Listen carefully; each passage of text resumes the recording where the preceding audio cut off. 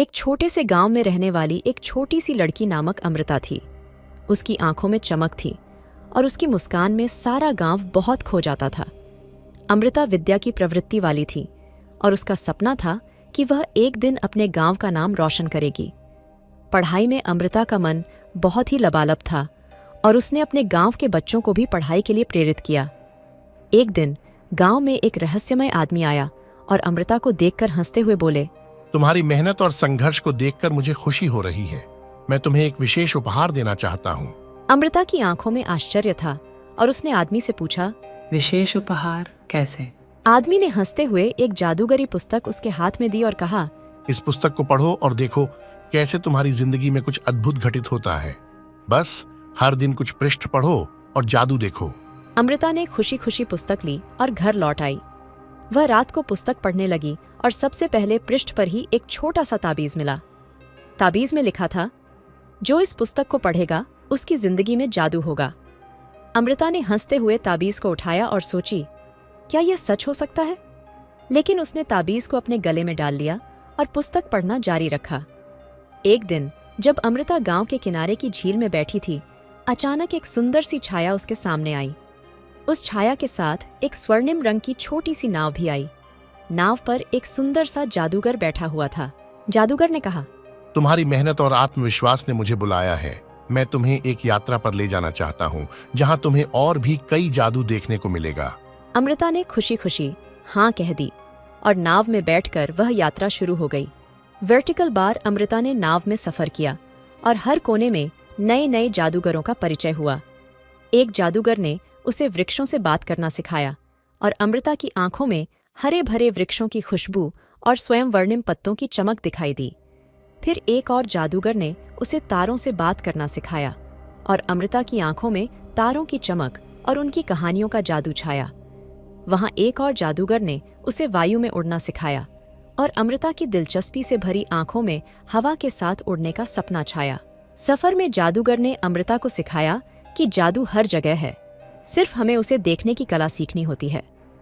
वह अद्भुत दृश्यों के साथ सफर करते हुए अपने सपनों के नए सफरों के बारे में सोचने लगी। फिर नाव वापस उसी झील के किनारे लौटी और वहां जादूगर ने अमृता को कहा, अब तुम्हारे पास वो जादू है जिसे तुमने सीखा। अब तुम अपने गांव में वापस जाओ और उसे नया रूप दो।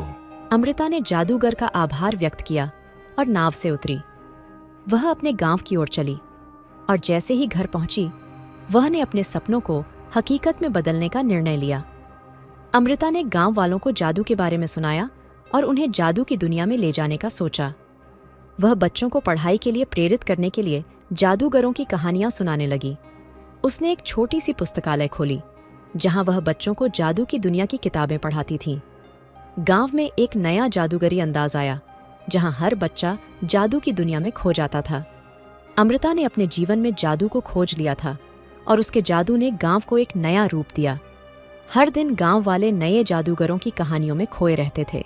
जैसे ही अमृता ने अपने सपनों को हकीकत में बदला, वहां कुछ अद्भुत हुआ। वह झील के किनारे पर चली गई और देखा कि नाव वापस आ गई है। जादूगर फिर से उसके सामने आया। जादूगर ने कहा, तुमने अपने सपनों को हकीकत में बदला है।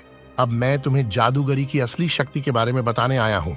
अमृता ने उसकी आंखों में देखा और जादूगरी की असली शक्ति का राज जान गई। उसने वादा किया कि वह हमेशा जादू को सच में रखेगी और अपने सपनों को हकीकत में बदलेगी। नाव वापस जादूगर के साथ चली गई, लेकिन इस बार अमृता ने उसे अपनी जादूगरी से भरपूर झील के किनारे छोड़ दिया। वह अब उसी गांव में वापस गई, लेकिन उसने वहां जादू का चमत्कार बिखेर दिया था। गांव में नया उत्साह और जीवन आ गया था।